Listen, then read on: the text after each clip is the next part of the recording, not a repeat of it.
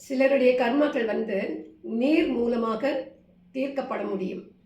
நீர் மூலமாக அப்படின்னு சொன்னா, அந்த அபிஷேகம் செய்றோம் இல்லையா சுவாமிக்கு, இது மாதிரி அபிஷேகம் செய்வதன் மூலமாக கர்மாக்களை தீர்த்துக் கொள்ளலாம். இல்லைனாக்கா, ஏரிகளில் சென்று சிலவற்றை தானமாக விட்டு, விளக்கை ஏரியிலே தானமாக விடலாம், பூக்களை ஏரியிலே தானமாக விடலாம், சில பொருட்களை ஏரியிலே தானமாக விடலாம்.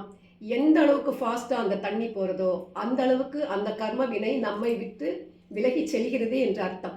அந்த நீர் திருப்பியும் எதிர்த்து வந்தால் அந்த கர்ம வினை நம்மை விட்டு செல்லவில்லை, நம்மை நாடி மீண்டும் வந்திருக்கிறது என்று புரிந்து கொள்ளலாம். தண்ணீரிலே விட்ட அந்த பொருள் நம்மை திரும்ப தேடி வருகிறது, எதிர்பக்கமாக அடித்துக் கொண்டு வருகிறது என்றால் அந்த கர்ம வினை நம்மை மீண்டும் தேடி வருகிறது, நம்மை விட்டு செல்லவில்லை என்பதை புரிந்து கொள்ளலாம்.